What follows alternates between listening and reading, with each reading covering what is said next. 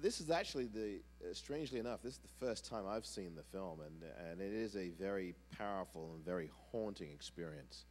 I think one of the things that really stands out to me, and I'm sure that the other people that feel this way too, is the unmistakable theme of the fatherland and fascism.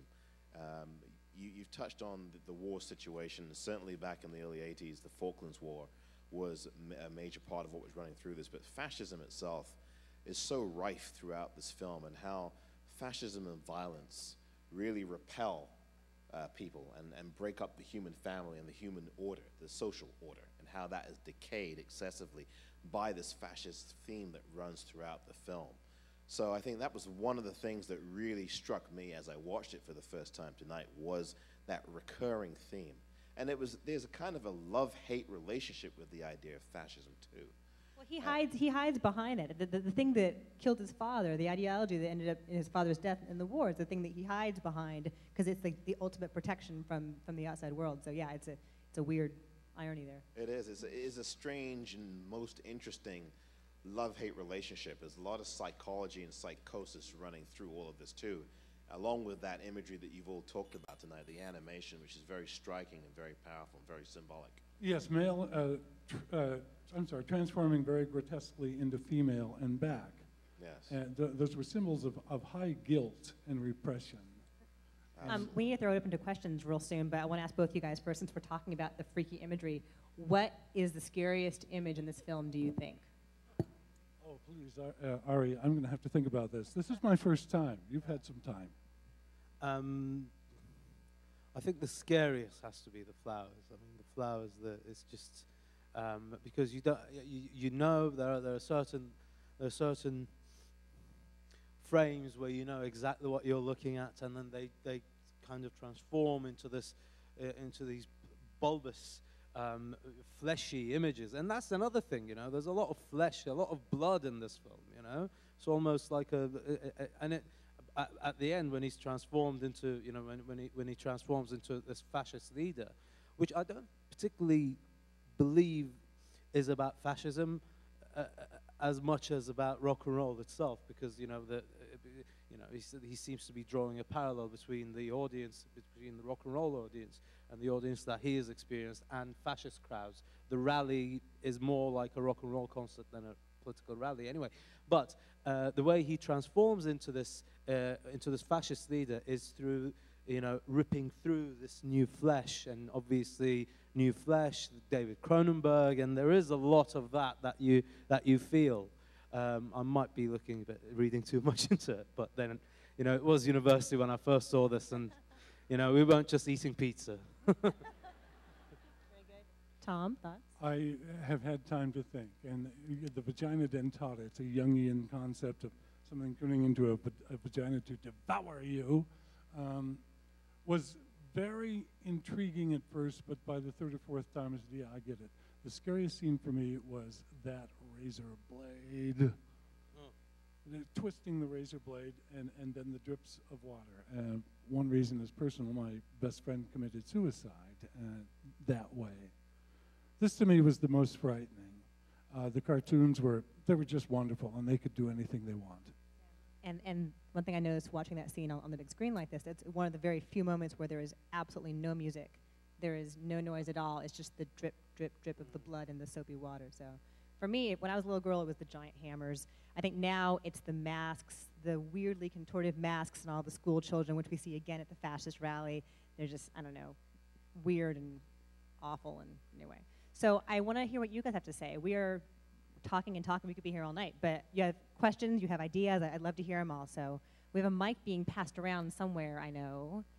It's right here in front. So go right ahead. I saw a hand right there in the middle. Okay, yeah, I just thought I should comment on the, thinking of the transcendent explosion of the wall. And I'm thinking of one of my most transcendent film-going moments in a wonderful film.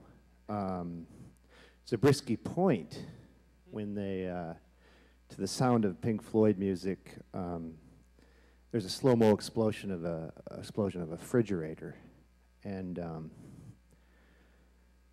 connecting that to the mother, do you think they'll drop the bomb?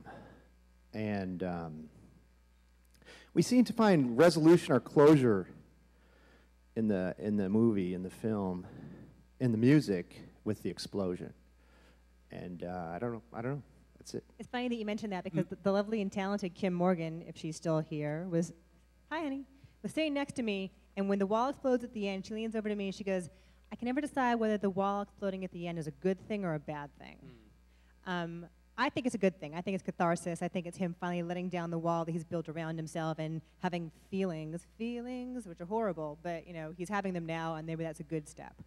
Wall coming down, good yeah, thing? well, it's about those lyrics, I think, again, because that's the one thing that I keep going back to, this, you know, being a rock star thing. Is, you know, mother, do you think they'll drop the bomb? Mother, do you think they'll like the song? That's you know, that's equal to the nuclear bomb. You know, mutual assured destruction is equal to people not liking a pop song in his mind, and I think that is very important. That's crucial to understanding the psyche of not just Roger Waters, but many British musicians who came to the US and found fame and fortune, and then slowly imploded or sold out to the man. That is really good. That was really good. Have you been a musician? That was better than my answer. Well, has anyone seen The Ruling Class?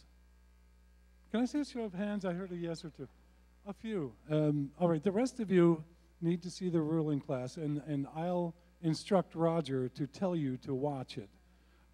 It has also this kind of strange psychotic reversal. The Ruling Class is about a bunch of crazies, one of whom hangs himself in a sexual, what do you call that? Sexual asphyxiation. Yeah, asphyxiation. He's got one heir who's in a loony bin who thinks he's Jesus.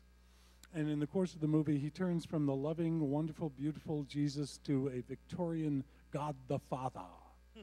And we see the same things in reverse. And I see the same kind of reversal in theme in The Wall here. And I was not sure what to think at all of this wall coming down. If a wall comes down, Hitler doesn't come out. Hitler's supposed to be dead. Do you know what I mean? It's interpretation. This is why The Wall is a great film, because we can all look at it in a totally different way. What about the Jesus imagery? What do you think about the Jesus imagery? When he's in the pool after his... Yeah, but he's drowning in blood. I mean, whereas Jesus walked on water, I mean, this guy is this Jesus is drowning in blood. And I didn't know whether that was supposed to signify anything. It was something that I kept noticing for years. Agreed. What do you think? I would guess it's just that he feels persecuted by the fans, by everybody who wants a piece of him, and he can't get peace, and so he's lying there bleeding, and he feels like he's a Christ figure too. That's my only interpretation. That's my guess. Yours? Well, yeah, I agree. We'll go with that. I too. Who else has a question? We have answers. Yes, sir, right there.